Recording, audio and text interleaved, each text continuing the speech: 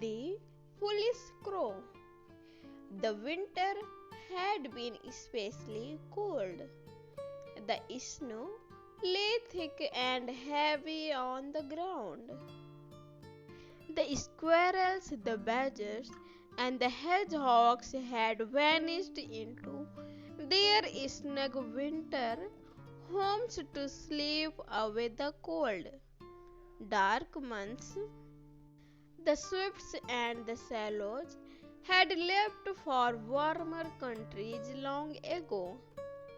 Even the slugs and snails had disappeared, hiding away in some dark, warm patch of woodland to wait for the spring. The woods and fields were silent and empty. Only a big black crow was hunting for her evening meal. The crow had flown all days in search of food, but she had found nothing, not even a teeny mouse or a piece of someone's leftover lunch. Now she was tired and hungry. She caved sadly. I will have to go without dinner tonight, she thought as she flopped slowly across the sky in one last desperate search for something to eat. She was on the point of turning back when she saw a thin column of smoke coming up into the sky. Far away in the distance. Smoke means fire, and fire means cooking, and cooking means food, thought the crow. She flew as fast as she could towards the curling smoke. The smoke came from the chimney of a large farmhouse where the farmer's wife was cooking dinner for her family. A delicious smelling stew was bubbling in a large pot over the fire, and loaves of fresh baked bread were on the table, ready to be cut into slices. A pat of butter and a chunk of cheese lay in their platters on the window sill. The farmer's wife had left the window open so the cold air would keep the butter from melting and the cheese from sweating. The crow saw the cheese by the open window. Quick as a flash, she flew down to the window sill, picked cheese in her big black beak, and flew off. The farmer's wife was stirring the stew with her back to the window. She did not see the crow. The crow was very pleased with herself. Nothing like a piece of cheese on a cold winter afternoon, she thought.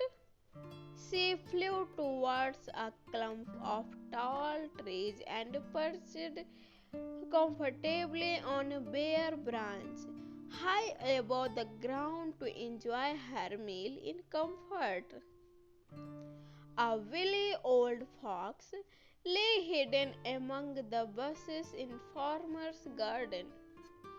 He had roamed the woods and field all day in search of food, but he had found nothing to eat, not a bird, nor a mouse, nor even the scraps from someone's picnic. Now he was tired and hungry. I will have to go without dinner tonight, he sighed. He was on the point of turning back when he saw the crow perch on the bare branch with the piece of cheese in her beak.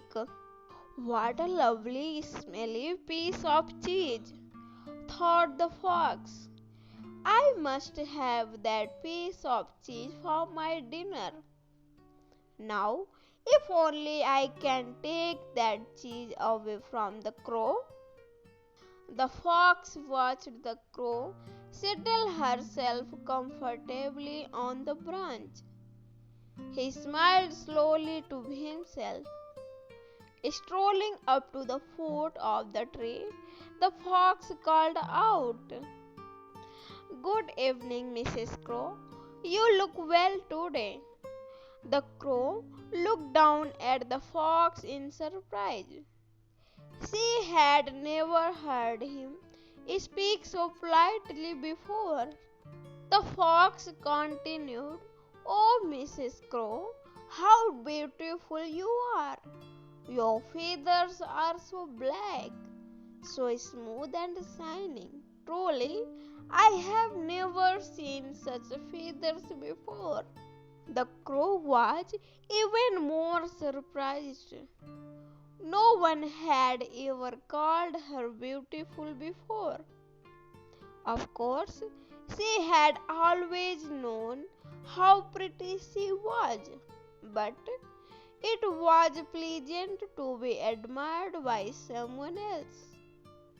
The fox looked up at her and sighed. "How graceful you are, Mrs. Crow! How elegant! You fly so wonderfully, well too, and higher than an eagle." The crow held herself taller. She had always known how graceful and elegant she was. Of course, she could fly most wonderfully high. How clever of the fox to know that! She flapped her wings just a little bit so he could admire them again.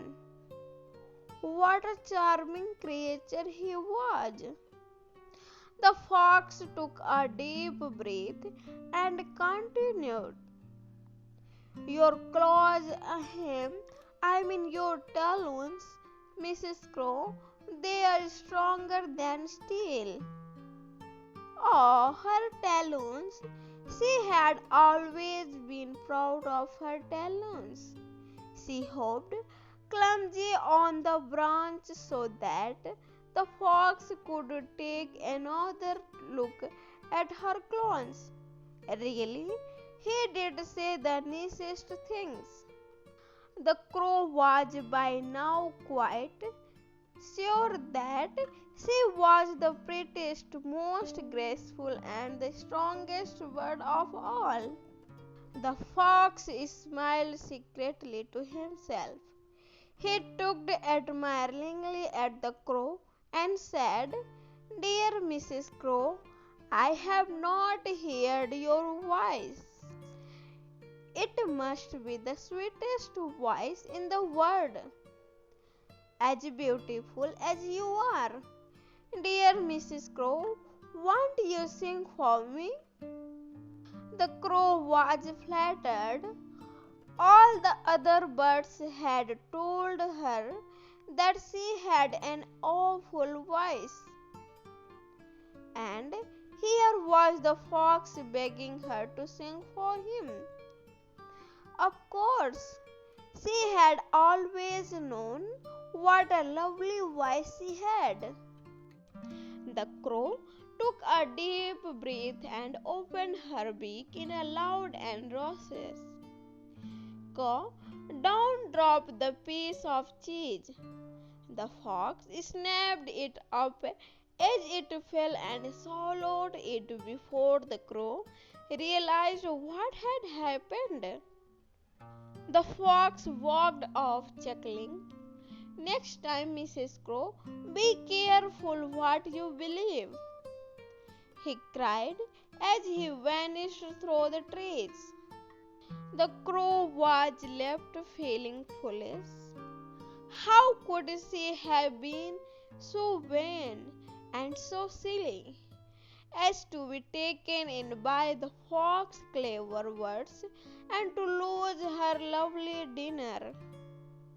The crow ruffled her feathers sadly and got ready for a hungry night.